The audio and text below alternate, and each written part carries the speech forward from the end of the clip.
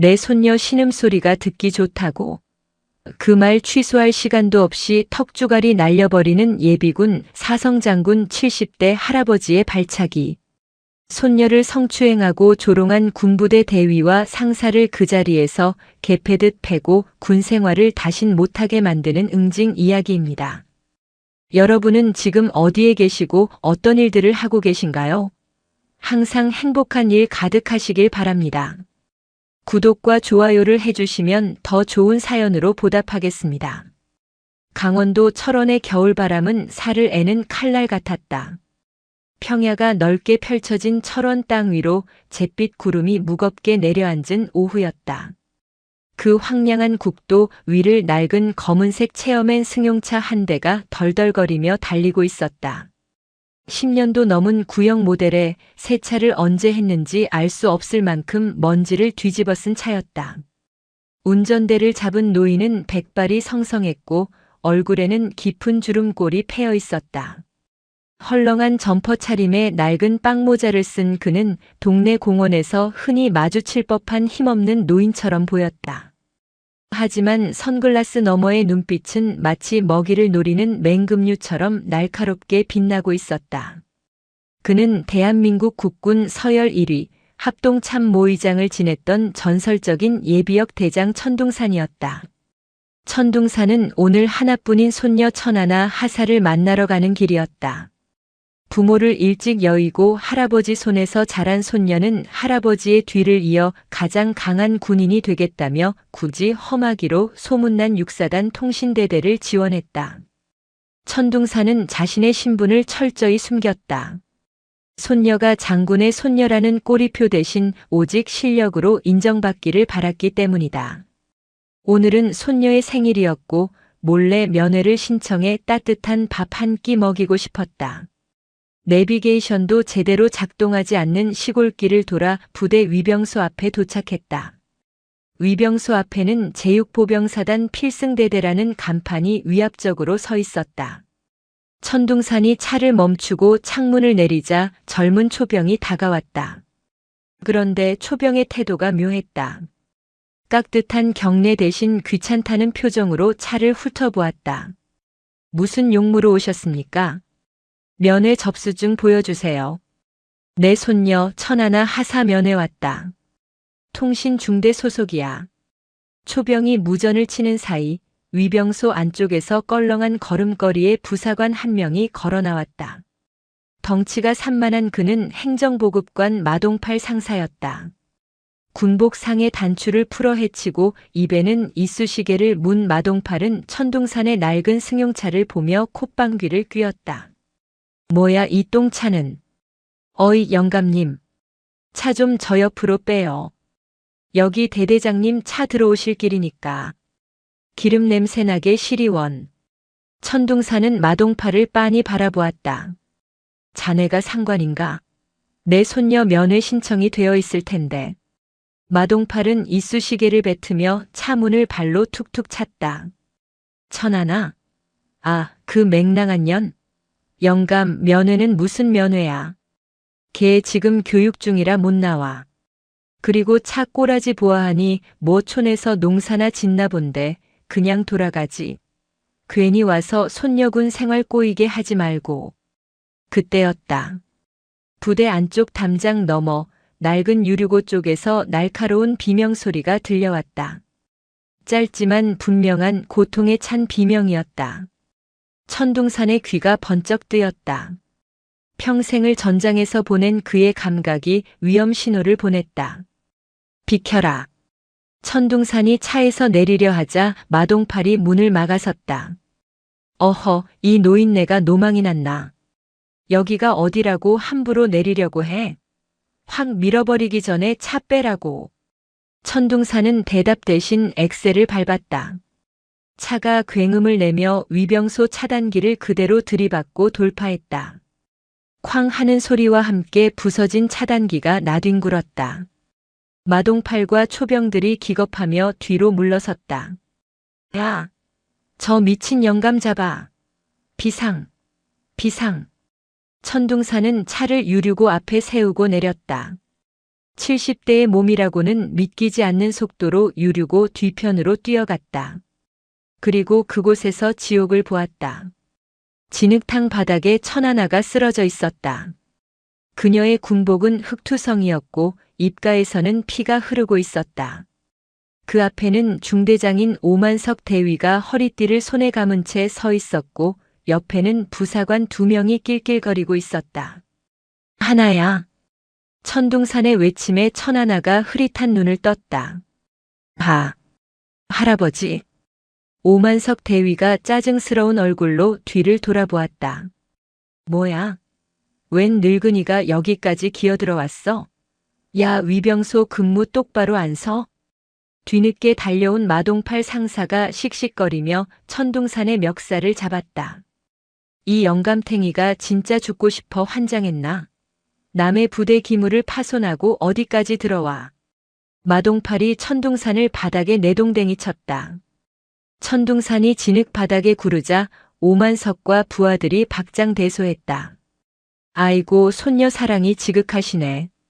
영감님 잘 오셨어. 당신 손녀가 왜 맞는지 알아? 일을 너무 못해서 내가 특별히 정신 교육시켜주는 중이야. 아, 그리고 몸매가 아주 군용치고는 쓸만하더라고. 교육할 맛이나. 오만석의 입에서 나온 말은 인간의 언어가 아니었다. 마동팔이 거들었다. 영감, 당신 손녀 밤에 신음소리 하나는 기가 막히게 내던데? 그게 핏줄인가 봐? 늙은이도 비명소리 한번 들어봅시다. 마동팔이 군화발로 천둥산의 낡은 모자를 짓밟으며 가래침을 뱉었다. 침이 천둥산의 뺨에 튀었다. 천하나는 울부짖으며 기어와 마동팔의 다리를 붙잡았다. 하지 마세요. 우리 할아버지 건드리지 마세요. 제가 잘못했습니다. 제발요. 오만석은 그런 천하나의 머리채를 잡아 올렸다. 이게 어디서 감히. 내 할애비 보는 앞에서 한번 제대로 교육해줘. 영감, 눈 크게 뜨고 잘 봐. 내 손녀가 어떻게 군인이 되어가는지. 억울하면 신고해보든가. 누가 힘없는 늙은이 말을 들어준대? 이 바닥은 내 왕국이야. 천둥산은 바닥에 쓰러진 채 흙 묻은 손으로 주머니 속을 더듬었다. 그의 손끝에 차가운 구형 폴더폰이 닿았다. 분노가 임계점을 넘어 차라리 머릿속이 하얗게 차가워졌다. 이것은 단순한 폭행이 아니었다. 대한민국 군대의 명예를 짓밟는 반란이었다. 그는 천천히, 아주 천천히 몸을 일으켰다. 진흙이 뚝뚝 떨어지는 그의 얼굴에서 선글라스가 벗겨진 그의 맨눈이 드러났다. 그 눈빛을 본 마동팔은 순간 등골이 오싹해지는 것을 느꼈다. 그것은 사람의 눈이 아니었다. 피에 굶주린 호랑이의 눈이었다. 왕국이라고 했나? 천둥산의 목소리는 낮았지만 마치 지하에서 울려 퍼지는 천둥 소리처럼 묵직했다. 그는 피 섞인 침을 바닥에 뱉어내고는 폴더폰의 뚜껑을 열었다. 마동팔이 비웃으며 다가왔다. 뭐야, 경찰에 신고라도 하시게? 해봐. 내 파출소장도 내 술친구야. 이 노망난 늙은이가 상황 파악이 안 되나 본데. 천둥산은 단축번호 0번을 꾹 눌렀다. 신호 연결음이 한 번 울리기도 전에 상대방이 전화를 받았다. 네, 의장님. 말씀하십시오. 수화기 너머로 들려오는 목소리는 다름 아닌 현직 합동참모의장, 대한민국군 서열 1위인 강철민 대장이었다. 강철민은 천둥산이 현역 시절 가장 아끼던 후배이자 직속 부관이었다. 천둥산은 오만석과 마동팔을 노려보며 지옥의 사자처럼 입을 열었다. 강 대장, 나 천둥산이다. 지금 당장 철원 육사단 77연대 일대대로 병력 띄워라. 헬기란 헬기는 다 띄우고 헌병특임대, 기무사, 법무팀 싹 다 끌고 와. 전화기 너머 강철민 의장의 목소리가 당황과 분노로 떨렸다. 의장님, 무슨 일입니까? 위치가 어디라고 하셨습니까? 내 손녀가 짐승 새끼들한테 물어뜯겼다. 그리고 나보고 힘없는 늙은이니 꺼지라고 하더구나. 내 눈앞에 있는 이 쓰레기들 당장 쓸어버려. 10분 준다. 10분 안에 내 머리 위에 헬기 안 뜨면 내가 직접 이 부대 폭파해버린다. 천둥산이 전화를 끊자 오만석 대위가 배를 잡고 웃었다. 합동참모의장? 푸하하. 야, 이 영감 진짜 미쳤네. 연기력 하나는 대종상감이다. 야마 상사. 이 영감 정신병자니까 그냥 끌어내서 묻어버릴까? 마동팔이 낄낄거리며 곤봉을 꺼내드는 순간이었다. 두두두두두두두. 먼 산 너머에서 대기의 흐름을 찢어발기는 소리가 들려왔다. 처음에는 작게 들리던 소리가 순식간에 천지를 진동하는 굉음으로 바뀌었다. 오만석과 마동팔의 웃음기가 사라졌다. 땅바닥의 자갈들이 진동으로 튀어올랐다. 철원의 잿빛 하늘을 새까만 점들이 뒤덮었다. 육군 항공작전 사령부 소속 아파치 공격 헬기 6대가 편대를 이루어 부대 상공을 포위했고 그 뒤로 수송 헬기인 시누크와 블랙호크 10여 대가 먹구름처럼 몰려왔다. 저게 뭐야? 오만석이 입을 벌린 채 하늘을 쳐다보았다. 헬기 한 대가 연병장 한복판에 흙바닥을 뒤집어 엎으며 착륙했다. 헬기의 옆면에는 대한민국 국군을 상징하는 4개의 별 대장 성판이 선명하게 박혀 있었다. 헬기 문이 열리고 완전 무장한 군사경찰 특임대 SDT 대원들이 레페를 타고 쏟아져 내렸다. 검은 대테러 복장을 한 그들은 순식간에 오만석과 마동팔 그리고 주위에 있던 병사들을 포위했다. 전원 동작 그만. 무기 버리고 바닥에 엎드려. 특임대장의 고함 소리에 마동팔은 곤봉을 떨어뜨리고 주저앉았다. 헬기에서 정복을 입은 장군들이 뛰어내렸다. 현 5군단장 중장, 육사단장 소장, 그리고 서울에서 헬기를 타고 날아온 합참의장 강철민 대장까지. 철원의 별들이 모조리 이곳으로 떨어졌다. 뒤늦게 상황을 보고받고 팬티 바람으로 뛰쳐나온 대대장 위대한 중령은 이 광경을 보고 기절할 뻔했다. 내로라 하는 장군들이 흑투성이가 된 노인 앞으로 달려가 일제히 거수 경례를 붙였다.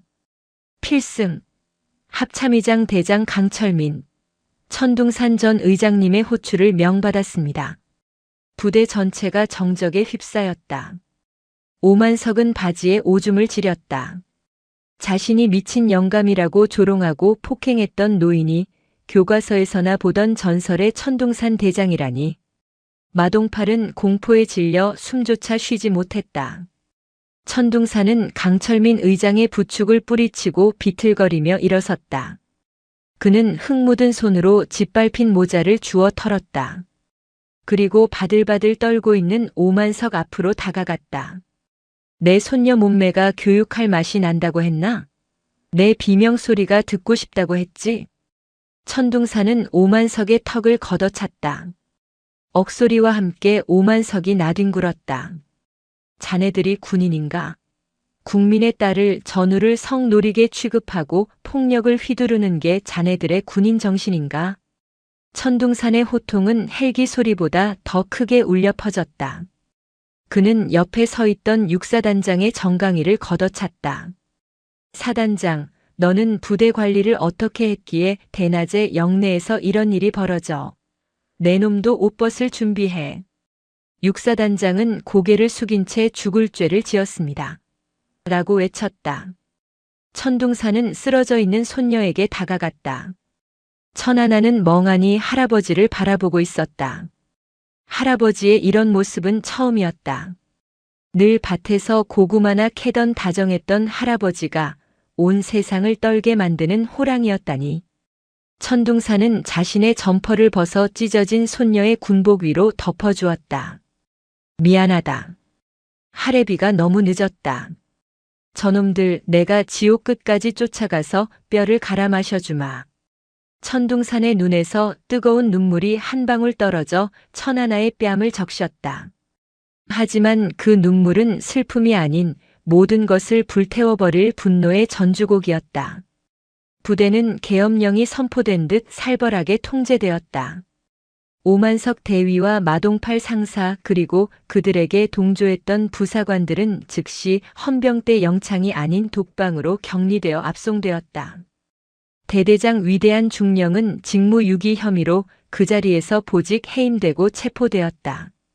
천둥사는 사단장 집무실을 임시 지휘소로 접수했다.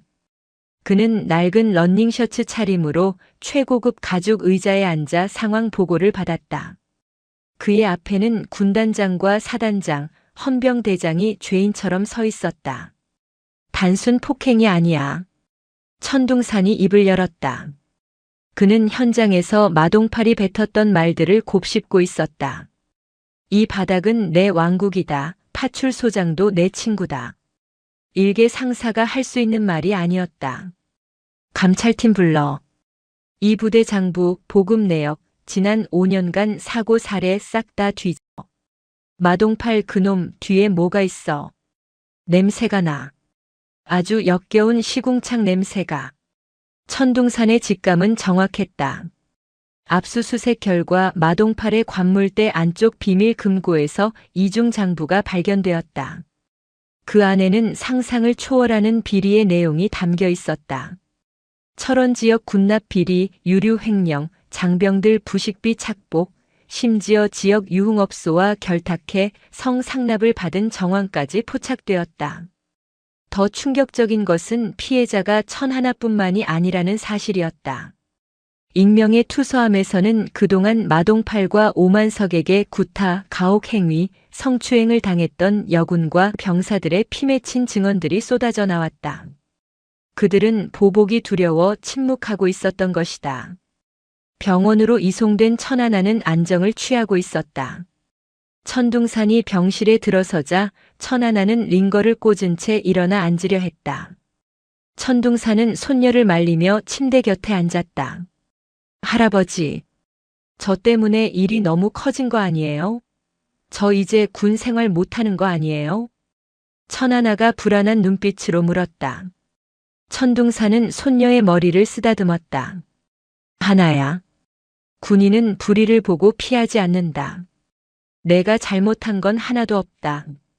썩은 살은 도려내야 새 살이 돋는 법이야. 할애비가 다 청소해 줄 테니 너는 푹 쉬어라. 하지만 그 사람들이 할아버지를 가만두지 않을 거예요. 마 상사 지역 깡패들이랑도 연결되어 있다고 했어요. 천둥산은 피식 웃었다. 깡패? 호랑이가 쥐새끼들 무서워서 산을 내려가더냐? 걱정 마라. 할애비는 붉은 천둥이다. 놈들이 깡패를 부른다면 나는 그림자를 부르마. 그날 밤 천둥산은 조용히 어딘가로 전화를 걸었다. 김 실장인가? 나야. 자네 애들 좀 써야겠다.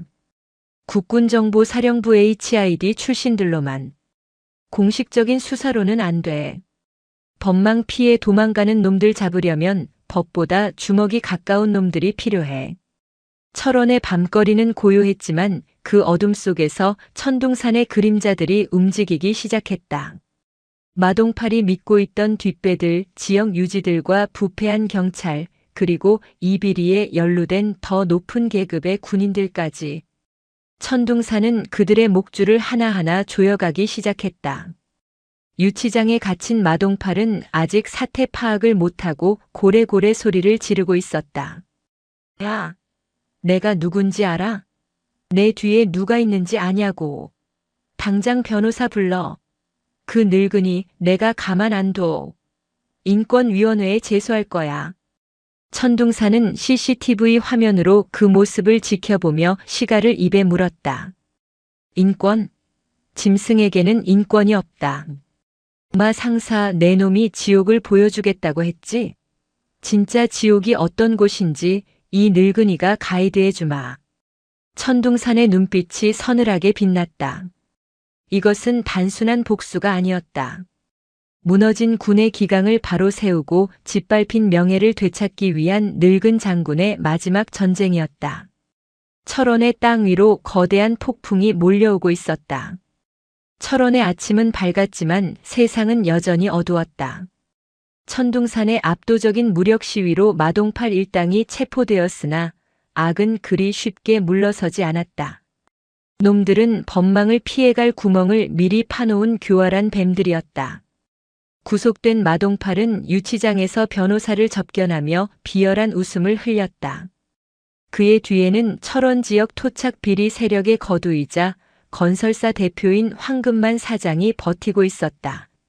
황 사장은 막대한 자금력으로 여론 조작팀을 가동했다. 오전 10시가 되자 인터넷 세상이 뒤집혔다. 유튜브와 각종 커뮤니티의 갑질 끝판왕, 예비역 대장의 행패라는 제목의 영상이 도배되기 시작했다. 영상은 교묘하게 편집되어 있었다. 천둥산이 위병소 차단기를 부수고 들어가는 장면, 흙바닥에 넘어진 마동팔을 발로 차는 장면, 그리고 육사단장의 정강이를 걷어차는 장면만이 자극적으로 부각되었다.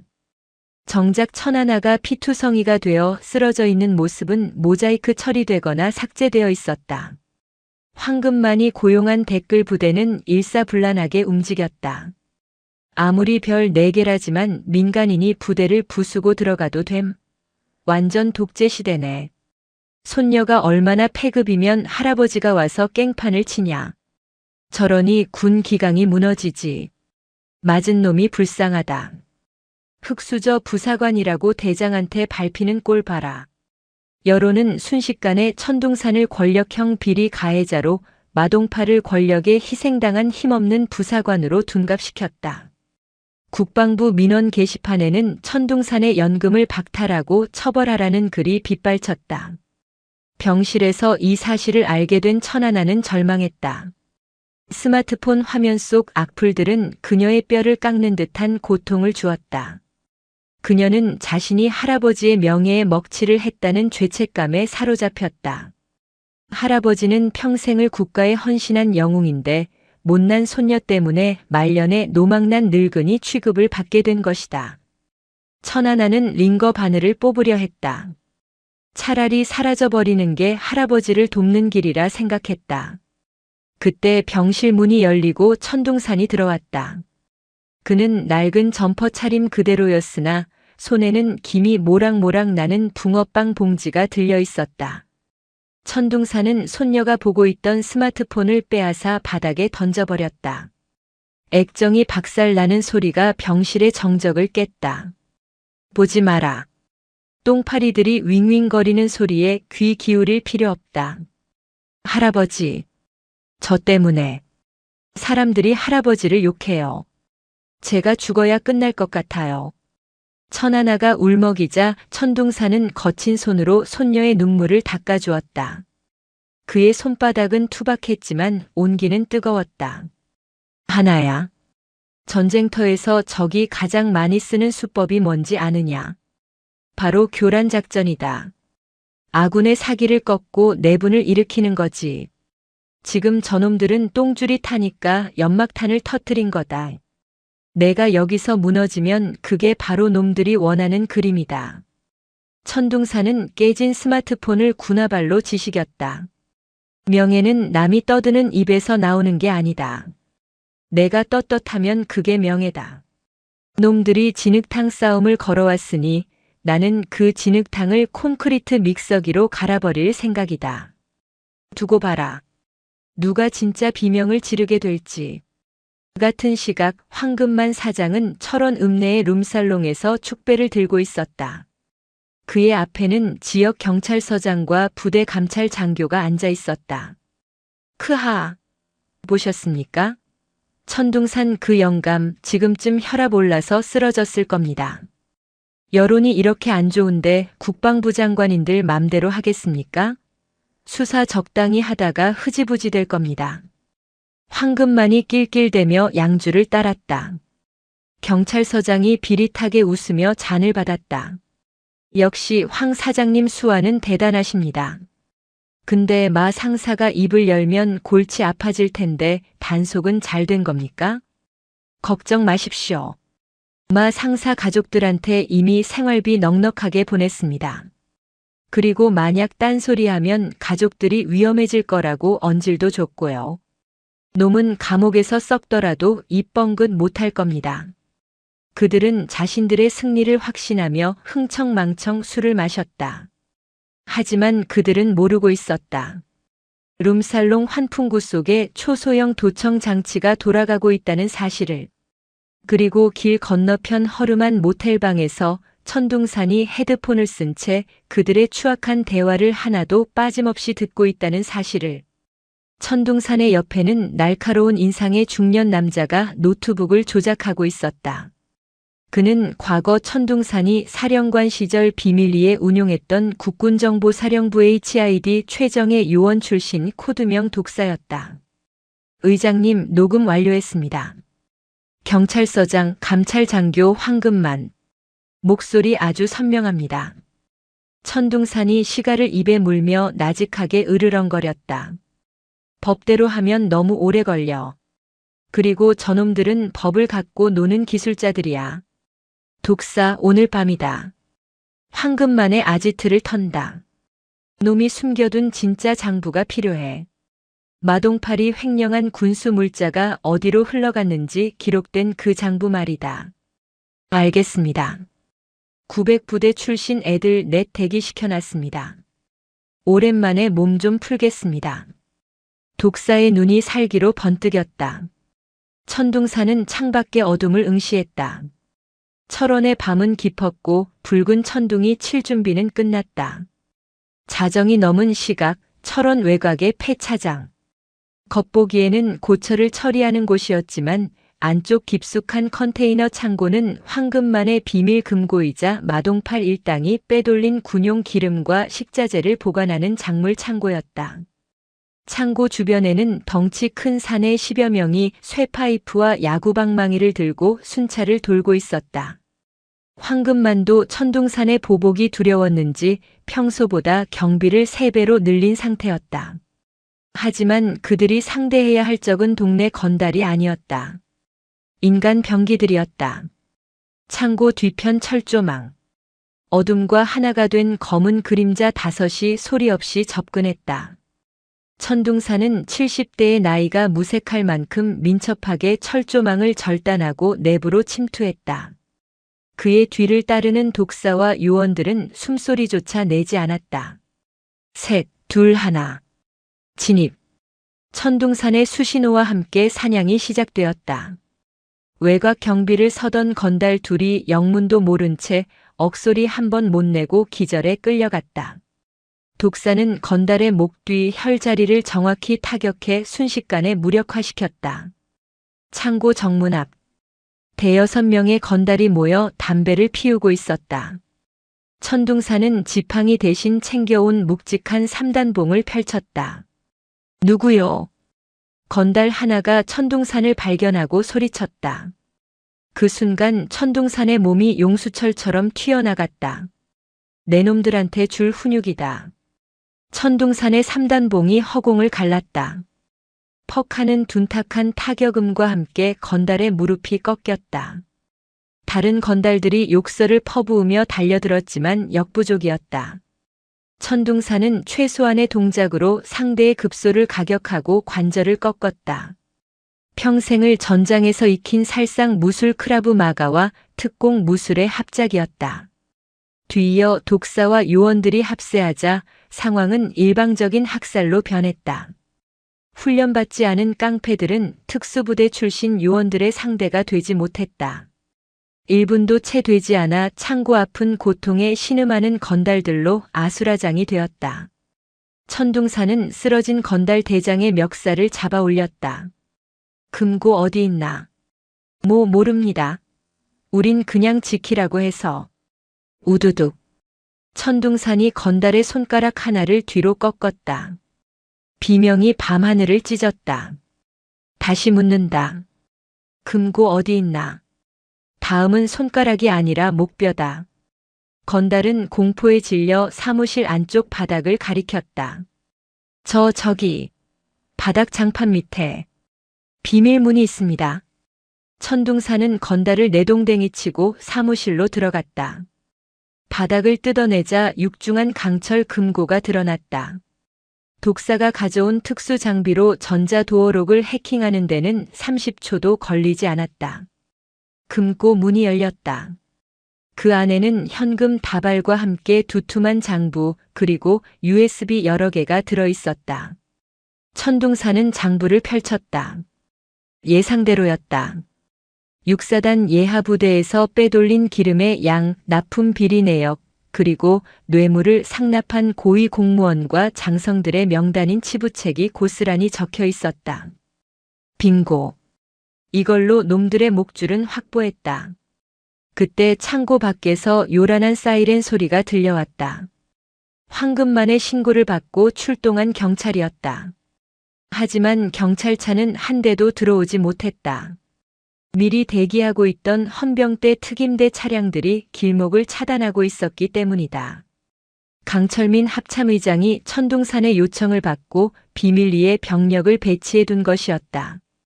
천둥산은 장부를 챙겨 나오며 헌병대장에게 손짓했다. 안에 있는 쓰레기들 싹 다 수거해라. 그리고 경찰서장 놈이 오거든 내가 이 안에서 기다리고 있다고 전해. 잠시 후 현장에 도착한 경찰서장은 사색이 되어 있었다. 헌병들에게 포위된 채 창고 안으로 들어온 그는 의자에 앉아 시가를 피우고 있는 천둥산을 보고 다리가 풀려 주저앉았다. 천둥산의 발밑에는 경찰서장이 룸살롱에서 황금만에게 돈을 받는 장면이 찍힌 사진들이 흩뿌려져 있었다. 서장, 자네가 마동팔의 친구라고. 그 우정 한번 눈물겹구먼. 이제 자네는 경찰복 대신 수의를 입게 될 거야. 감방에서 그 우정 영원히 나누도록 하게. 경찰서장은 살려달라고 빌었지만 천둥산은 차갑게 외면했다. 독사 이놈 끌고 가. 그리고 이 장부 사본 내일 아침 9시 뉴스 시작하기 전에 모든 방송사에 팩스로 보내. 원본은 내가 직접 청와대 민정수석실로 가져간다. 철원의 밤하늘에 붉은 여명이 밝아오고 있었다. 악인들에게는 심판의 날이, 천둥산에게는 복수의 서막이 열리는 순간이었다. 천하나는 병실 침대에 앉아 창밖을 바라보고 있었다.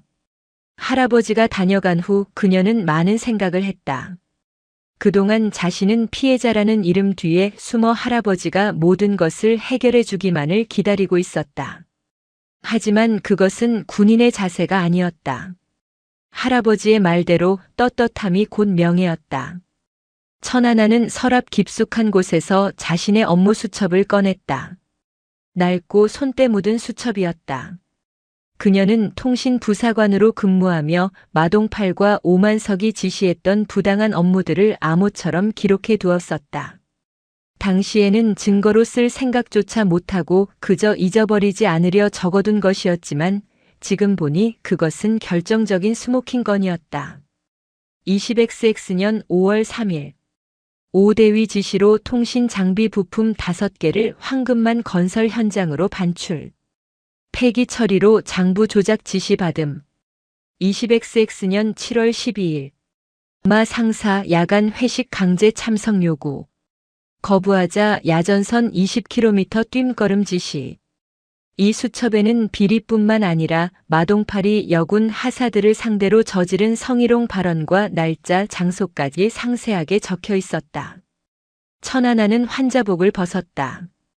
그리고 관물대에 걸려있던 어급 전투복을 꺼내 입었다. 다림질이 날 선 군복을 입자 흐트러졌던 마음이 단단하게 조여지는 느낌이었다. 그녀는 전투화를 끈을 꽉 동여매고 병실을 나섰다. 어디 가십니까, 하사님? 아직 퇴원 허가 안 났습니다. 간호장교가 놀라서 달려왔지만 천하나는 단호하게 말했다. 복귀합니다. 제가 있어야 할 곳은 병실이 아니라 현장입니다. 제 증언이 없으면 그놈들 빠져나갈 구멍 찾을 겁니다. 천하나는 택시를 타고 육사단 헌병대 조사실로 직행했다.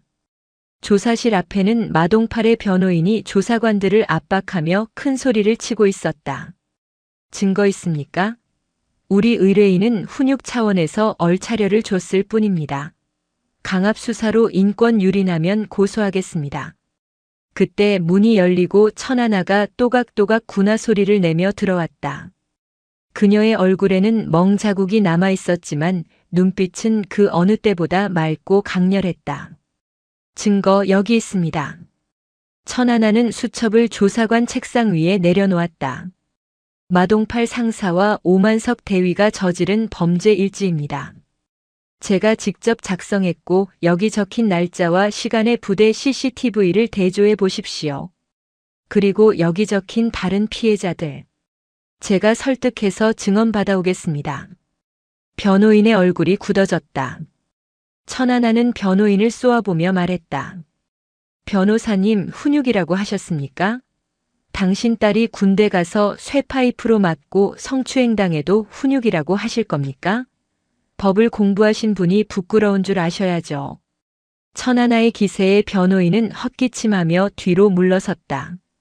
조사를 마치고 나온 천하나는 헌병대 복도에서 천둥산과 마주쳤다. 천둥산은 밤새 비리 장부를 분석하느라 눈이 충혈되어 있었지만 정복을 입은 손녀를 보자마자 환하게 웃었다. 왔느냐? 네, 할아버지. 아니, 의장님. 신고합니다. 하사 천하나 병상 복귀를 명받지 않고 자진해서 전선으로 복귀했습니다. 천둥산은 껄껄 웃으며 손녀의 어깨를 두드렸다. 그래, 그래야 내 손녀지. 이제야 진짜 군인 냄새가 나는구나. 마침 잘 왔다. 내가 도와줄 일이 있다. 무엇입니까? 황금만과 마동팔이 빼돌린 돈, 차명 계좌로 세탁해서 어딘가에 묻어뒀을 거다.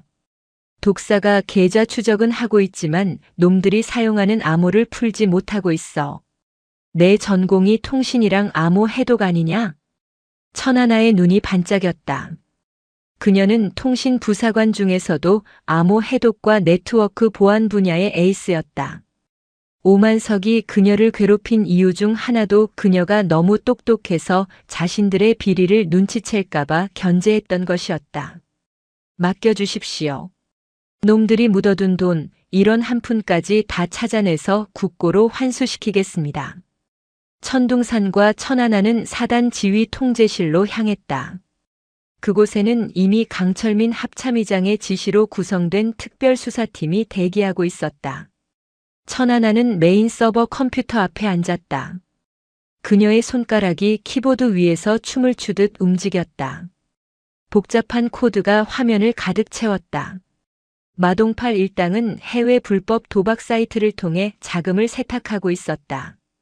겹겹이 쌓인 보안벽을 뚫는 것은 쉽지 않았지만 천하나는 포기하지 않았다. 그녀에게는 이 싸움이 단순히 범인을 잡는 것이 아니라 자신의 존엄을 되찾는 성전이었다. 찾았습니다. 3시간의 사투 끝에 천하나가 외쳤다. 화면에 복잡한 계좌 이체 내역과 최종 목적지가 떴다. 스위스도 아니고 홍콩도 아니고 서울 강남의 한 페이퍼 컴퍼니입니다. 대표 이름은 박철곤? 그 이름을 들은 천둥산의 표정이 차갑게 굳었다. 박철곤. 그는 현직 국방위원 국회의원이자 차기 국방부 장관으로 거론되는 거물급 정치인이었다. 마동팔과 황금만의 뒷배가 단순히 지역 유지가 아니라 중앙 정치권까지 닿아 있었던 것이다. 수사팀 내부에 침묵이 흘렀다. 상대가 너무 거대했다. 현직 국회의원을 건드리는 것은 자칫하면 역풍을 맞을 수 있는 위험한 도박이었다. 모두가 천둥산의 입만 바라보았다. 천둥산은 품에서 낡은 지포 라이터를 꺼내 불을 켰다 껐다를 반복했다. 찰칵 찰칵 소리가 심장 박동처럼 울렸다. 박철곤이라. 내 별 4개 달 때 축하한다고 난초 보내던 놈이군. 겉으로는 안보 전문가인 척하더니 뒤로는 쥐새끼들을 키우고 있었어. 천둥산은 자리에서 일어났다. 강 대장 연결해. 그리고 내 차 대기시켜. 청와대로 가는 길에 여의도 국회의 사당부터 들러야겠다. 박 의원 놈 멱살이라도 잡고 물어봐야지. 내 손녀 핏값으로 받은 돈 맛이 어떠냐고. 천둥산이 앞장서고 천하나가 그 뒤를 따랐다. 늙은 호랑이와 젊은 호랑이 두 맹수가 사냥을 위해 굴 밖으로 나섰다. 이제 판은 철원을 넘어 대한민국 전체를 뒤흔드는 거대한 태풍으로 커지고 있었다. 대한민국의 심장이라 불리는 여의도 국회의사당. 그 웅장한 돔 아래에는 국민을 위한다는 명분 뒤에 숨어 자신의 입속을 챙기는 수많은 욕망이 꿈틀대고 있었다. 국회 국방위원회 위원장실. 차기 국방부 장관 영순위로 거론되는 박철곤 의원은 최고급 가죽 소파에 깊숙이 몸을 파묻고 있었다. 그의 손에는 방금 배달된 조간신문이 들려 있었다. 신문 일면에는 철원발 군납 비리 기사가 실려 있었지만 박철곤의 표정은 여유로웠다. 박철곤은 비서관이 내온 에스프레소를 한 모금 마시며 코웃음을 쳤다. 천둥산 이 늙은이가 아주 발악을 하는구먼. 그래봤자 찻잔 속의 태풍이야. 감히 예비역 나부랭이가 현직 국방위원장을 건드려. 내가 누구 덕에 이 자리에 왔는데. 안 그런가 김비서. 비서관이 조아리며 맞장구를 쳤다. 그럼요 의원님. 언론사 국장들한테는 이미 손을 써뒀습니다. 이번 사건은 지역 토착 비리와 천둥산 씨의 개인적인 보복 소동으로 프레임을 짰습니다. 의원님 이름은 절대 거론되지 않을 겁니다. 박철곤은 만족스러운 듯 고개를 끄덕였다. 그는 자신이 구축해 놓은 카르텔이 얼마나 견고한지 믿고 있었다. 마동팔이나 황금만 같은 하수인들은 언제든 꼬리를 자르고 버리면 그만이었다. 그에게 중요한 것은 내년에 있을 개각에서 장관 자리를 차지하는 것뿐이었다. 그때였다. 의원실 밖에서 요란한 소음이 들려왔다. 고함 소리와 함께 무언가 부서지는 소리가 났다. 뭐야? 밖에 무슨 일이야? 박철곤이 인상을 찌푸리며 물었다. 비서관이 확인하러 나가려던 찰나 육중한 마호간이 문이 쾅 하고 열렸다. 경호원 2명이 바닥으로 나뒹굴며 들어왔다. 그리고 그들의 몸 위를 넘어 한 노인이 뚜벅뚜벅 걸어 들어왔다. 흙먼지가 묻은 낡은 점퍼 차림의 손에는 굵은 지팡이 대신 3단봉을 든 남자. 천둥산이었다. 박철곤은 눈을 의심했다. 국회 경비대가 얼마나 삼엄한데 이 노인네가 어떻게 여기까지 들어왔단 말인가. 자네가 박철곤인가. 천둥산의 목소리는 낮게 깔렸지만 방 안의 공기를 얼어붙게 만들었다. 박철곤은 짐짓당당한 척하며 소리쳤다. 이게 무슨 행패입니까? 의장님이면 다입니까? 여기는 신성한 민의의 전당입니다. 당장 나가세요. 천둥산은 대답 대신 소파 맞은편 테이블에 털썩 걸터 앉았다. 그리고 품에서 두툼한 서류 봉투를 꺼내 박철곤의 얼굴을 향해 던졌다. 봉투가 터지며 사진과 장부 사본이 눈보라처럼 흩날렸다. 민의의 전당. 말은 번지르르 하군. 내 손녀와 병사들이 먹어야 할 밥을 훔치고 입어야 할 옷을 팔아먹은 돈으로 지은 게 이 전당인가. 박철곤은 바닥에 떨어진 사진을 보고 사색이 되었다. 자신이 황금만 사장에게 골프 접대를 받는 사진, 차명계좌 입출금 내역, 심지어 마동팔 상사가 보낸 상납금 리스트까지 적나라하게 찍혀 있었다. 이것은 단순한 의혹 제기가 아니었다. 완벽한 증거였다. 이건 조작입니다. 요즘 딥페이크 기술이 얼마나 발달했는데 이런 걸로 협박하려 듭니까? 명예훼손으로 고소하겠습니다. 박철곤이 떨리는 목소리로 외쳤다. 천둥산은 3단봉을 접으며 피식 웃었다. 고소해라. 안 그래도 법정에서 만날 생각이었으니까. 하지만 그 전에 자네가 알아야 할 게 있어. 지금 이 상황 자네가 매수해둔 언론사 국장들은 못 보겠지만 국민들은 보고 있다는 사실을. 무슨 소리야? 천둥산이 손가락으로 벽에 걸린 대형 TV를 가리켰다. TV 화면이 지직거리더니 갑자기 화면이 바뀌었다. 국회 방송 채널이 해킹당한 것이었다. 화면에는 지금 의원실 내부의 상황이 실시간으로 송출되고 있었다. 박철곤이 당황하여 횡설수설하는 모습과 바닥에 흩뿌려진 뇌물 증거들이 전 국민의 안방으로 생중계되고 있었다. 천하나의 솜씨였다. 그녀는 국회 서버의 보안 취약점을 뚫고 CCTV 화면을 공중파 주파수로 우회 송출해버린 것이다. 자네가 좋아하는 언론 플레이 내가 좀 도와줬네. 이제 전 국민이 자네의 그 추악한 민낯을 알게 되었어. 변명은 검찰청 포토라인에서 하게나. 박철곤은 다리가 풀려 소파에 주저앉았다. 전화벨이 미친 듯이 울리기 시작했다. 당대표 청와대 그리고 검찰총장실에서 걸려오는 전화였다. 그의 정치 생명은 끝났다. 아니, 그의 인생 자체가 끝장나고 있었다. 천둥사는 자리에서 일어났다. 군복은 명예다. 너 같은 장사치들이 입고 벗을 수 있는 작업복이 아니야. 감옥에 가서 콩밥 먹으며 그 의미를 뼈저리게 새겨라. 천둥산이 의원실을 나서자 복도에는 수많은 기자들이 몰려와 있었다. 플래시 세례가 터졌지만 천둥산은 눈 하나 깜짝하지 않고 그들을 뚫고 지나갔다. 그의 뒤로 국회 경비대가 박철곤을 체포하기 위해 뛰어들어가는 모습이 보였다. 늙은 호랑이의 포효가 여의도를 집어삼킨 날이었다. 박철곤의 구속은 거대한 도미노의 시작이었다. 국방부와 검찰은 합동수사본부를 설치하고 전방위적인 수사에 착수했다.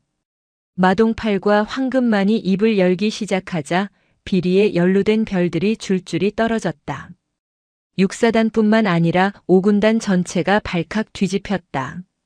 하지만 아직 끝나지 않은 일이 있었다. 수사망이 좁혀오자 핵심 증인 중 한 명인 황금만 사장이 종적을 감춘 것이다. 그는 자신이 가진 비자금 원본 데이터를 들고 밀항을 시도하려 했다. 그 데이터가 사라지면 몸통인 박철곤이 증거 불충분으로 형량을 줄일 수 있는 빌미가 되었다. 천하나가 다급하게 상황실로 뛰어들어왔다. 의장님, 황금만의 위치를 파악했습니다. 놈이 끈 대포폰 신호가 철원 민통선 안쪽 폐가에서 잡혔습니다. 오늘 밤 폭설이 예보되어 있는데 그 틈을 타서 북쪽으로 넘어가거나 월북을 시도할 수도 있습니다. 민통선이라. 쥐새끼가 갈 곳이 거기밖에 없었겠지. 천둥사는 군화끈을 조염했다. 밖에는 이미 눈발이 굵어지고 있었다. 강 대장에게 연락해서 해당 지역 봉쇄하라고 해. 진입은 내가 한다. 독사팀 준비시켜. 저도 가겠습니다. 현장 통신 지원이 필요합니다.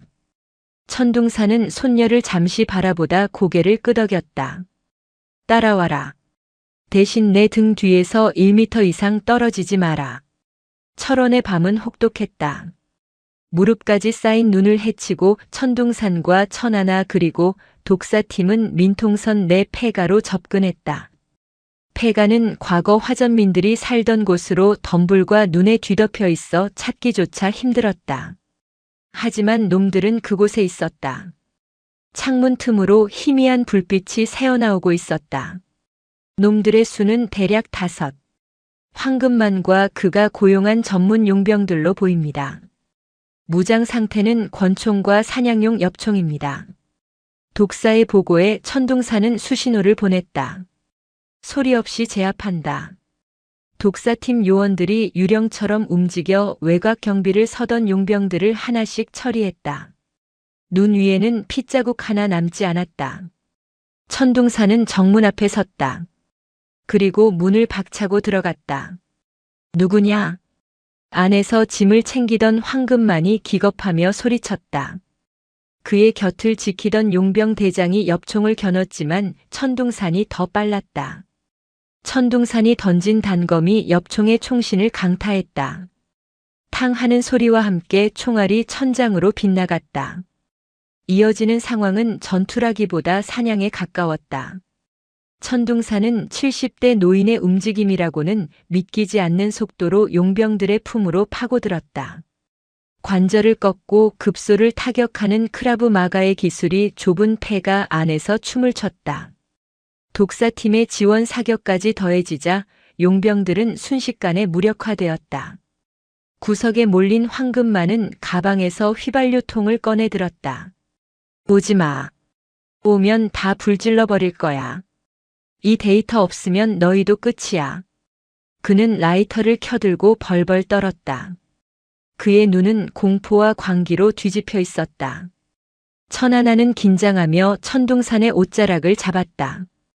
데이터가 소실되면 박철곤을 확실하게 엮어 넣을 수 없었다. 천둥산은 천천히 걸음을 옮겼다. 불질러라. 그거 태운다고 내 죄가 사라질 것 같나. 오지 말라고. 황금만이 라이터를 던지려는 순간 천둥산의 손에서 섬광이 번쩍였다. 그가 던진 것은 동전이었다. 500원짜리 동전이 황금만의 손등을 정확히 가격했다. 악! 황금만이 고통에 라이터를 떨어뜨렸다. 라이터가 바닥에 닿기도 전에 천둥산이 몸을 날려 라이터를 낚아챘다. 그리고 그대로 황금만의 명치를 무릎으로 찍어 눌렀다. 커헉. 황금만은 숨이 막혀 거품을 물고 쓰러졌다. 천둥산은 황금만의 멱살을 잡고 일으켜 세웠다. 잘 들어라. 내 놈이 빼돌린 돈으로 배를 채울 때 내 부하들은 추위에 떨며 보초를 섰다. 내 놈이 따뜻한 방에서 여자들을 끼고 놀 때 내 손녀는 차가운 바닥에서 피를 흘렸다. 그 대가 오늘 확실하게 치르게 해주마. 천둥산은 황금만을 질질 끌고 밖으로 나왔다. 눈보라가 휘몰아치는 설원 위로 헌병대 헬기의 서치라이트가 쏟아졌다. 붉은 천둥이 악을 심판하는 순간이었다. 천하나는 헬기 소리에 묻히지 않게 소리쳤다. 할아버지 해냈어요. 우리가 이겼어요. 천둥산은 거친 숨을 몰아쉬며 손녀를 돌아보았다. 그의 얼굴은 땀과 눈으로 범벅이 되어 있었지만 눈빛만은 청년처럼 빛나고 있었다. 아직 아니다. 재판이 남았다. 끝날 때까지는 끝난 게 아니야. 그들은 체포된 황금만을 헬기에 태우고 철원의 밤하늘을 날아올랐다. 발 아래 펼쳐진 하얀 설원은 그동안의 더러움을 모두 덮어버릴 듯 순백으로 빛나고 있었다. 군사법원과 민간법원이 합동으로 진행하는 세기의 재판이 열렸다. 피고인석에는 박철곤, 황금만, 마동팔, 오만석 등 이번 사건의 주범들이 줄줄이 앉아 있었다. 그들의 표정은 제각각이었다. 박철곤은 여전히 억울하다는 듯 고개를 쳐들고 있었고 마동팔은 공포에 질려 고개를 숙이고 있었으며 황금만은 자포자기한 듯 멍한 눈을 하고 있었다. 방청석은 발 디딜 틈이 없었다. 피해자 가족들, 취재진, 그리고 군 인권센터 회원들이 법정을 가득 메웠다. 재판장이 개정을 선언하자 검찰관이 공소 사실을 낭독했다. 죄목을 읽어 내려가는 데만 30분이 걸릴 정도로 그들의 범죄는 방대하고 악랄했다. 박철곤 측 변호인은 최후의 발악을 했다. 존경하는 재판장님. 피고인 박철곤은 부하들의 일탈 행위를 미처 감독하지 못한 도의적 책임은 통감하나 직접적으로 비리에 가담한 증거는 위법하게 수집된 것들입니다. 이는 함정 수사이며 정치적 탄압입니다. 방청석에서 야유가 터져나왔다. 재판장이 정숙을 요구했다. 그때 증인석 문이 열리고 천하나가 들어왔다. 정복을 단정하게 차려입은 그녀는 더 이상 피해자의 모습이 아니었다. 당당한 대한민국 육군 중사특진의 모습이었다. 증인.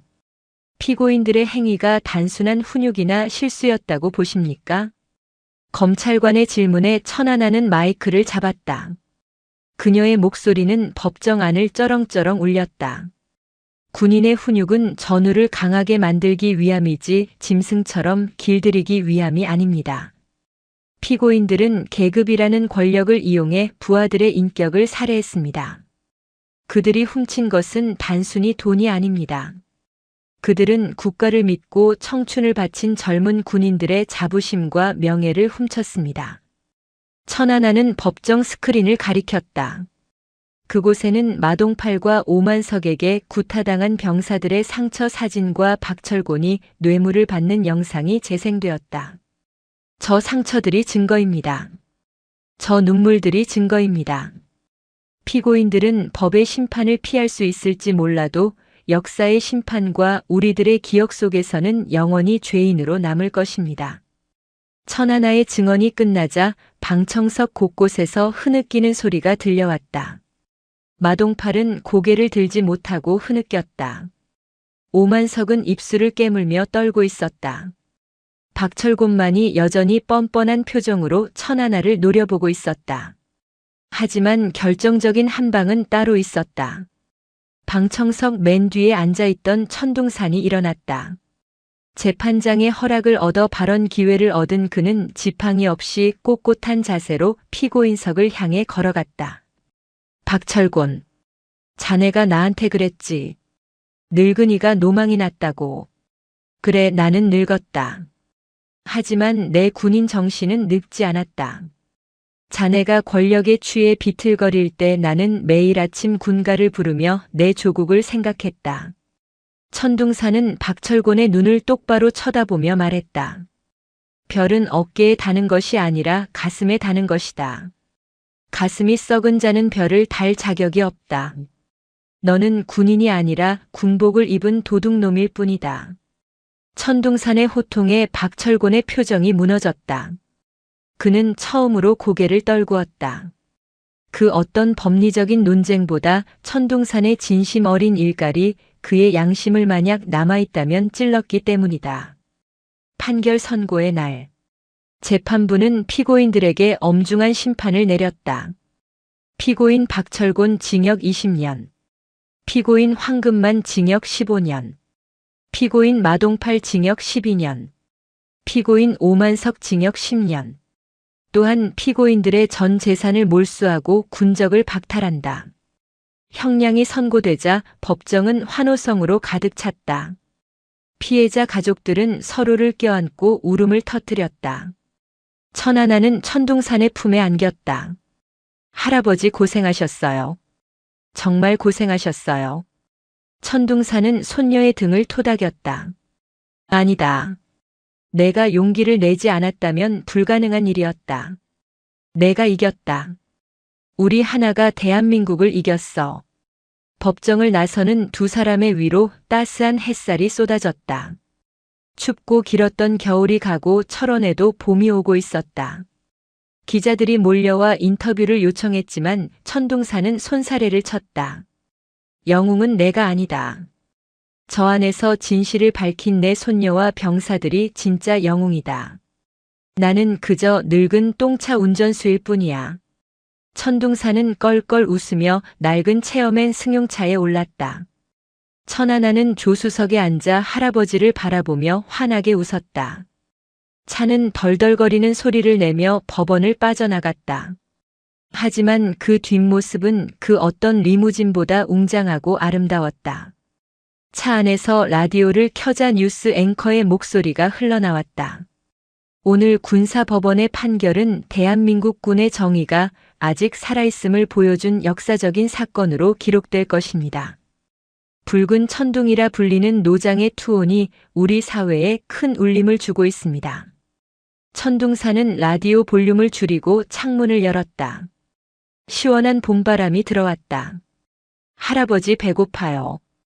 막국수 먹으러 가요. 그래. 곱빼기로 먹자. 오늘은 내가 쏜다. 두 사람의 웃음소리가 바람에 실려 멀리 퍼져나갔다. 시간은 누구에게나 공평하게 흐르지만 그 시간이 남기는 흔적은 사람마다 다르다. 강원도 철원군 동송읍의 들판에 5번의 겨울이 찾아오고 5번의 봄이 지나갔다.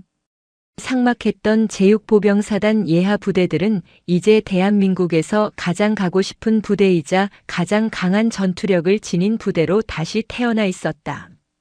그 변화의 중심에는 전설이 된 이름 천둥산과 그의 손녀 천하나가 있었다.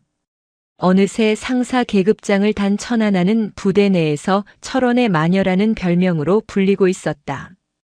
악의적인 의미가 아니었다. 훈련 때는 그 누구보다 독하고 철저하지만 병사들의 고충을 해결해 줄 때는 친누나처럼 따뜻하다 하여 붙여진 존경의 호칭이었다. 그녀는 더 이상 과거의 피해자가 아니었다. 그녀는 스스로를 증명해냈고 실력으로 그 자리에 섰다. 혹한기 훈련이 한창인 1월의 어느 날이었다. 영하 25도를 기록하는 철원의 추위 속에서 천안하는 중대원들을 이끌고 산악행군을 하고 있었다. 갓 전입 온 이등병 하나가 추위와 피로를 이기지 못하고 대열에서 처지기 시작했다. 과거의 악몽 같았던 시절이었다면 선임들의 욕설과 발길질이 날아들었을 것이다. 하지만 천안하는 달랐다. 그녀는 행군을 잠시 멈추고 이등병에게 다가갔다. 김이병. 군장이 무겁나? 아닙니다. 할 수 있습니다. 이등병이 겁에 질려 소리쳤다. 천안하는 말없이 이등병의 군장을 들어 자신의 어깨에 맸다. 이미 자신의 군장을 메고 있는 상태였다. 병사들이 놀라서 말렸지만 그녀는 단호했다. 군인은 전우를 버리고 가지 않는다. 너희가 지치면 내가 업고 간다. 그게 내가 배운 군인 정신이다. 나를 따라와라. 2개의 군장을 메고 눈밭을 헤치고 나아가는 천하나의 뒷모습을 보며 중대원들은 울컥했다. 그들은 서로를 부축하며 다시 걸음을 옮겼다. 그 모습은 과거 천둥산이 꿈꾸었던 가장 이상적인 군대의 모습이었다. 같은 시각 경상북도의 한 교도소 독방. 삭발을 한 박철고는 차가운 시멘트 바닥에 앉아 벽을 멍하니 바라보고 있었다. 한때 차기 국방부 장관을 꿈꾸며 호의호식하던 그의 모습은 온데간데 없었다. 징역 20년형. 그의 나이를 고려하면 살아서 감옥문을 나갈 가능성은 거의 없었다. 그는 식사 배급구가 열리는 소리에 비굴하게 기어갔다. 교도관님, 밥이 너무 찹니다. 따뜻한 국물 좀 주시면 안 됩니까? 교도관은 싸늘하게 대꾸했다. 주는 대로 드십시오. 육사단 장병들이 횡령당해서 먹었던 밥보다 훨씬 잘 나오는 겁니다. 박철고는 쉰내 나는 밥을 입에 쑤셔 넣으며 눈물을 흘렸다. 옆방의 마동팔과 황금만 역시 하루하루가 지옥이었다. 특히 마동팔은 수감자들 사이에서도 병사들 등쳐먹은 악질로 소문이 나서 왕따를 당하고 있었다. 그들이 누렸던 부당한 권력은 부메랑이 되어 그들의 목을 조르고 있었다. 인과응보. 세상의 이치는 그렇게 냉정하고 정확했다. 철원의 민통선 안쪽. 천둥산은 낡은 농가주택의 툇마루에 앉아 눈 덮인 대성산을 바라보고 있었다. 여든을 바라보는 나이였지만 그의 눈빛은 여전히 맑고 깊었다. 마당에는 그가 아끼는 낡은 체어맨 승용차가 세워져 있었다. 비록 여기저기 찌그러지고 녹이 슬었지만 천둥산은 그 차를 바꿀 생각이 없었다. 그 차는 손녀와 함께 싸웠던 전장의 전차와도 같았기 때문이다. 그때 흙먼지를 일으키며 검은색 지프차 한 대가 마당으로 들어왔다. 차에서 내린 사람은 현 육사단장이었다. 그는 천둥산에게 깍듯하게 거수 경례를 올렸다. 필승. 의장님. 평안하셨습니까? 오. 사단장. 이 늙은이 보러 또 왔나? 바쁠 텐데 그만 좀 오라니까. 지나가는 길에 들렀습니다. 그리고 전해드릴 소식이 있어서 왔습니다. 사단장은 품에서 훈장 케이스 하나를 꺼내 천둥산에게 건넸다. 이번에 국방부에서 창설한 참군인 명예대상의 첫 번째 수상자로 천하나 상사가 선정되었습니다. 의장님께 가장 먼저 알려드리고 싶었습니다. 천둥산의 손이 미세하게 떨렸다. 그는 케이스를 열어보지 않고 가만히 쓰다듬었다. 그 녀석. 나보다 낫구먼. 나는 40년 군 생활하면서 욕만 먹었는데 손녀는 상을 받는군. 무슨 말씀을요? 의장님이 계셨기에 지금의 천상사가 있고 우리 육사단이 있는 겁니다. 병사들 사이에서 의장님은 철원의 붉은 천둥이라는 수호신으로 통합니다. 천둥사는 쑥스러운 듯 헛기침을 했다. 수호신은 무슨? 늙은 꼰대지. 차 한잔 하고 가게. 옥수수 쪄놨어. 평화로운 오후였다. 하지만 철원의 날씨는 변덕스러웠다. 저녁이 되자 하늘이 검게 변하더니 기상 관측 이래 최대의 폭설이 쏟아지기 시작했다. 시간당 10cm가 넘는 기록적인 폭설이었다. 도로는 순식간에 마비되었고 전방 초소들의 보급로가 끊길 위기에 처했다. 천둥사는 라디오를 켜고 기상특보를 들었다. 그때 다급한 속보가 흘러나왔다. 뉴스 속보입니다. 철원군 동송읍 민통선 인근 도로에서 민간인 관광버스가 눈길에 미끄러져 계곡 아래로 추락할 위기에 처했습니다. 버스에는 안보 관광을 온 노인과 어린이 30여 명이 탑승하고 있습니다. 현재 구조대가 출동했으나 적설량이 많아 접근이 어려운 상황입니다. 천둥사는 벌떡 일어났다. 사고 지점은 여기서 멀지 않은 험한 고갯길이었다. 이 날씨에 그곳까지 갈 수 있는 차량은 거의 없었다. 하지만 그의 머릿속에는 단 한 사람의 얼굴이 떠올랐다. 천하나였다. 그 시각 천하나는 이미 현장으로 출동하고 있었다. 그녀는 제설차가 진입하지 못하는 구간을 뚫기 위해 부대원들과 함께 도보로 이동 중이었다. 눈은 허리까지 쌓여 있었고 시야는 1m도 확보되지 않았다. 무전기에서 대대장의 목소리가 들려왔다. 천상사. 상황이 너무 위험하다. 철수해라. 헬기가 뜰 때까지 기다려야 한다.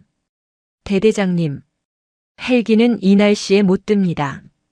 저희가 30분 내로 도착합니다. 민간인들이 저체온증으로 위험합니다. 군인이 국민을 두고 철수할 수는 없습니다. 천하나는 무전기를 끄고 소리쳤다. 전방에 버스가 보인다. 내가 선두에 선다. 로프 준비해라. 버스는 낭떠러지 끝에 위태롭게 걸려 있었다. 조금만 무게 중심이 쏠리면 그대로 수십 미터 아래 계곡으로 추락할 상황이었다. 승객들은 공포에 질려 비명조차 지르지 못하고 있었다. 천하나는 망설임 없이 로프를 자신의 허리에 묶고 버스 쪽으로 기어갔다. 안에 계신 분들, 조금만 기다리십시오. 대한민국 육군입니다. 저희가 구하러 왔습니다. 그녀의 외침에 승객들이 안도의 울음을 터뜨렸다. 천하나는 깨진 창문으로 진입해 아이들부터 한 명씩 밖으로 내보냈다. 대원들이 밖에서 아이들을 받아 안전지대로 옮겼다. 구조 작업은 치열하게 진행되었다. 마지막으로 거동이 불편한 노인 한 명이 남아 있었다. 버스가 끽끽 소리를 내며 기울기 시작했다. 한계였다. 할아버지, 제 등에 업히십시오. 빨리요. 천하나가 노인을 업고 버스 밖으로 뛰어내리는 순간 버스가 굉음을 내며 절벽 아래로 떨어졌다. 상사님! 대원들이 비명을 지르며 달려갔다. 눈보라 속에 천하나와 노인이 눈밭을 뒹굴고 있었다. 천하나는 온몸으로 노인을 감싸 안아 충격을 흡수했다. 다행히 로프가 그들을 잡아주었다. 살았다. 살았어. 대원들이 환호하며 로프를 끌어올렸다. 천하나는 이마가 찢어져 피가 흐르고 있었지만 노인의 상태부터 살폈다. 어르신, 괜찮으십니까? 노인은 떨리는 손으로 천하나의 피 묻은 얼굴을 닦아주었다. 고맙네. 정말 고맙네 군인 양반. 그때 눈보라를 뚫고 낡은 체어맨 승용차 한 대가 미친 듯이 달려왔다. 천둥산이었다. 그는 스노우 체인을 감은 차를 몰고 현장 근처까지 올라온 것이다. 차에서 내린 천둥산은 피투성이가 된 손녀를 보고 가슴이 철렁 내려앉았다. 하나야. 할아버지. 천둥산은 달려가 손녀를 껴안았다. 이 미련한 녀석아. 죽으려고 작정했느냐. 왜 이렇게 무모해. 천하나는 씩 웃으며 경례를 붙였다. 할아버지가 가르쳐 주셨잖아요. 붉은 천둥은 물러서지 않는다고요. 천둥산은 울컥 치밀어 오르는 감정을 삼키며 손녀의 어깨를 두드렸다. 그래. 장하다. 내 손녀 장해. 현장에 도착한 구급차들이 환자들을 이송했다. 기자들이 몰려와 천하나를 둘러쌌다. 플래시 세례가 터졌지만 그녀는 의연했다. 영웅이라고 부르지 마십시오. 저는 제 임무를 수행했을 뿐입니다. 저보다 이 추위 속에 함께 고생한 우리 분대원들을 기억해 주십시오. 그날 밤 뉴스는 천안하의 구조 소식으로 도배되었다. 국민들은 그녀의 용기에 박수를 보냈고 군의 위상은 하늘을 찔렀다. 5년 전 비리 사건으로 얼룩졌던 육사단의 명예가 완벽하게 회복되는 순간이었다. 며칠 뒤 천안하는 휴가를 받아 천둥산의 집을 찾았다. 훈장 수여식을 마치고 온 길이었다. 그녀의 정복 가슴에는 빛나는 훈장이 달려 있었고 이마에는 반창고가 붙어 있었다. 천둥산은 마당에서 장작을 패고 있었다. 오셨습니까? 천상사님. 필승. 신고합니다. 중사 천안하는 20XX 년 1월부로 상사 진급 및 훈장 수여를 명받았습니다. 이에 신고합니다. 천안하는 절도 있게 격려했다. 천둥산은 도끼를 내려놓고 정식으로 답례했다. 필승. 축하한다. 두 사람은 마루에 마주 앉았다. 천둥산이 투박하게 끓여낸 된장찌개 냄새가 방 안을 가득 채웠다. 할아버지, 저 전역할까 생각도 했었어요. 그때 그 사건 터졌을 때요. 천하나가 숟가락을 들며 말했다. 알고 있다. 많이 힘들었겠지. 네. 그런데 지금은 군인이 되길 정말 잘했다고 생각해요. 제가 지킨 사람들이 웃는 모습을 보면 가슴이 뜨거워져요. 할아버지도 이런 기분이셨어요? 천둥산은 먼 산을 바라보았다. 나는 너처럼 훌륭하지 못했다. 나는 분노로 군 생활을 했고 이기기 위해 싸웠지. 하지만 너는 지키기 위해 싸우더구나. 너는 나를 뛰어넘었다. 너야말로 진짜 군인이다. 천둥산은 안방 장롱 깊숙한 곳에서 낡은 목함 하나를 꺼내왔다. 그 안에는 그가 사성 장군 진급 때 대통령에게 하사받았던 삼정검이 들어있었다. 이 칼은 권위의 상징이다. 하지만 이제 나에게는 무거운 짐일 뿐이야. 내가 가져라. 너라면 이 칼을 사람을 베는 데 쓰지 않고 사람을 살리는 데 쓸 것이다. 천하나는 깜짝 놀라 손사래를 쳤다. 안 돼요, 할아버지. 이건 할아버지의 평생이 담긴 거잖아요. 받아라. 이건 명령이다. 그리고 부탁이다. 나 대신 이 나라와 우리 국민들을 끝까지 지켜다오. 천하나는 떨리는 손으로 삼정검을 받아들었다. 묵직한 무게감이 전해졌다. 그것은 단순한 칼이 아니라 할아버지의 영혼이자 대한민국 군인의 혼이었다. 명심하겠습니다. 할아버지의 이름에 부끄럽지 않은 군인이 되겠습니다. 천하나의 눈에서 맑은 눈물이 흘러내렸다. 천둥산은 거친 손으로 손녀의 눈물을 닦아주었다. 그날 저녁 두 사람은 마당에 나와 섰다. 눈이 그친 철원의 밤하늘에는 수많은 별들이 보석처럼 박혀 있었다. 그 중에서도 유난히 밝게 빛나는 별 하나가 있었다. 육사단을 상징하는 푸른 별 청성이었다. 할아버지, 저 별 보이세요? 보이지? 아주 밝구나. 사람들이 할아버지를 붉은 천둥이라고 부르잖아요. 그럼 저는 뭐라고 불릴까요? 천둥산은 손녀를 바라보며 미소 지었다. 너는 푸른 별이다. 어둠 속에서 길을 잃은 사람들을 비춰주는 가장 밝고 따뜻한 별. 천둥산은 손녀의 어깨를 감싸 안았다. 늙은 호랑이와 젊은 호랑이가 나란히 서서 밤하늘을 올려다보았다. 철원의 칼바람은 여전히 차가웠지만 두 사람 사이에는 봄날의 햇살 같은 온기가 감돌았다.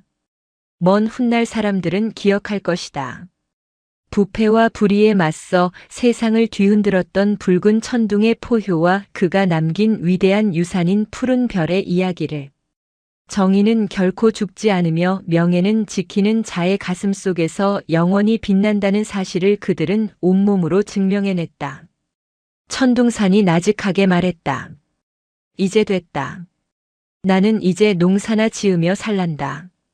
내 임무는 여기서 끝이다. 아닙니다. 할아버지의 임무는 끝나지 않았습니다. 제 곁에서 오래오래 건강하게 지켜봐 주시는 게 마지막 임무입니다. 천하나는 할아버지의 팔짱을 끼며 애교 섞인 목소리로 말했다. 천둥사는 껄껄 웃으며 고개를 끄덕였다. 알았다. 그 임무는 목숨 걸고 완수하마. 철원의 밤하늘 아래 두 군인의 웃음소리가 울려 퍼졌다. 그것은 그 어떤 승전보보다 아름다운 평화의 노래였다. 대암산 너머로 붉은 해가 떠오를 준비를 하고 있었다. 어둠은 물러가고 빛이 찾아오듯 그들의 앞날에도 찬란한 영광만이 가득할 것이다. 붉은 천둥과 푸른 별의 전설은 철원의 역사 속에 영원히 기록될 것이다. 오늘도 요지경 사연을 잘 들어주셔서 감사합니다.